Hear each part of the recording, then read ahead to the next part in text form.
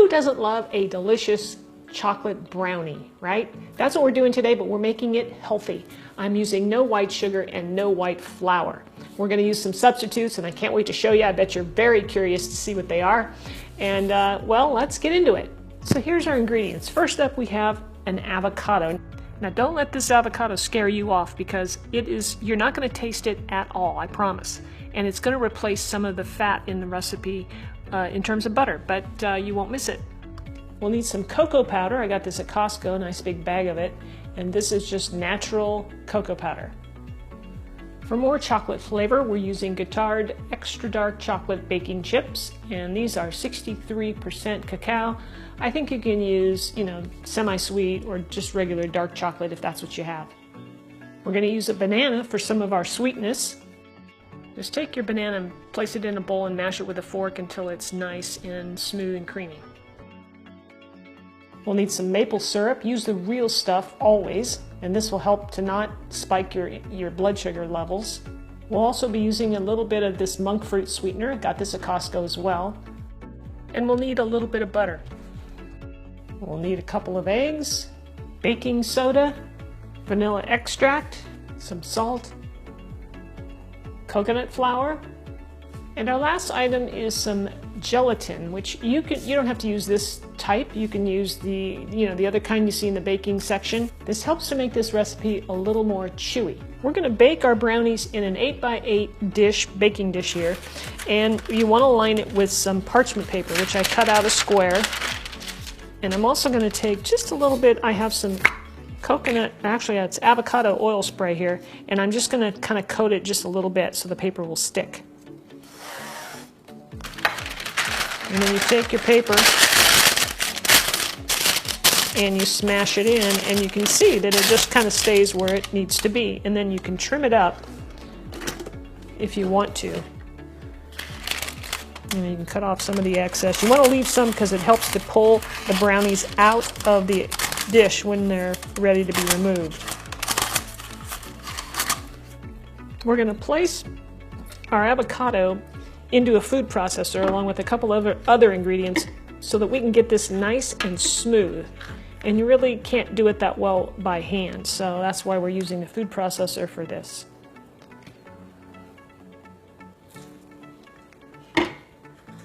Make sure you have a nice ripe avocado. We're going to place our banana, mashed banana, in there already. In goes the maple syrup. And you can find all the ingredients in the description of this video. Click down below where it says show more if you're on a computer, and you can find it right down there. Here's our vanilla extract. Use the real stuff as well. And then we're just going to blend this up until it's nice and creamy.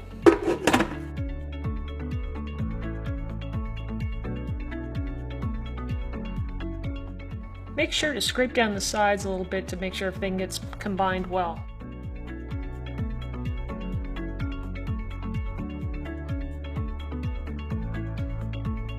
So all of our other ingredients, our dry ingredients, are going into a large bowl. Here's the cocoa powder, the monk fruit sweetener, the gelatin, the salt, coconut flour, baking soda, and I'm going to go ahead and just kind of combine this up a little bit. So I've got my eggs here in a separate bowl. I put them in a separate bowl instead of putting them in the big pot or the big dish here, so that in case the shells break, then I can go ahead and just get them out easily. So I'm going to place those eggs right in there with everything else. And I have the butter here melted just slightly. It's not hot.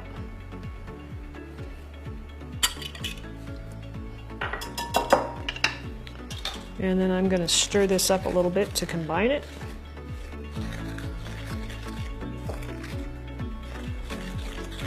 And you can see it's pretty thick. So now we're going to add the rest of our ingredients, which is our avocado mixture.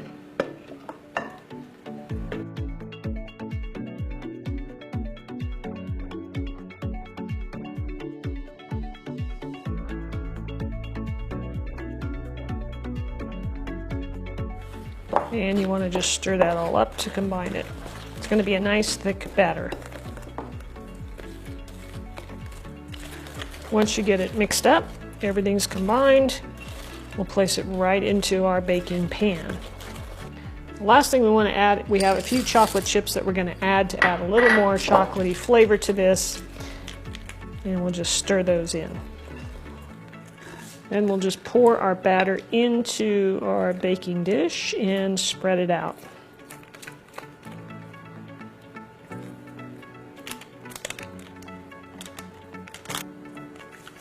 So just push it right into the corners and get it as even as you can.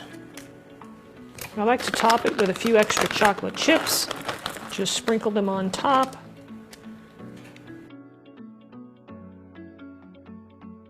We're going to bake this at 350 degrees Fahrenheit for, we'll check it at about 40 minutes.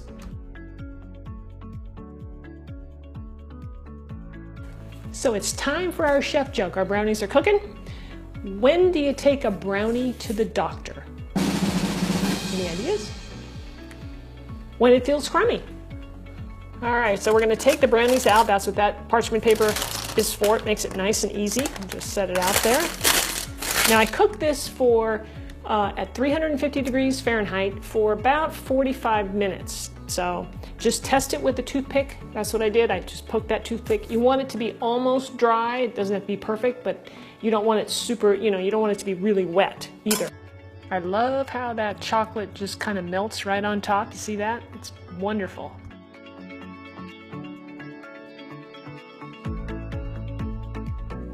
If you like a nice fudgy, chocolatey, delicious brownie, you are going to love these. The flavor is delicious. The texture is nice and almost a little bit chewy, but a little bit on the softer side and plenty moist. Very delicious. So if you'd like to try another of my recipes, I have one that will actually complement this recipe. What it is my chocolate fluff. It is such an underrated recipe. You've got to try it. You can serve it on top of these brownies or just by itself. It is so delicious. I'm going to leave a link for you right over here. Click on that, check out that chocolate fluff, and let me know what you think. Thanks so much for watching, everybody. We'll see you next time. Don't forget to give me a thumbs up and leave me a comment. Talk to you soon.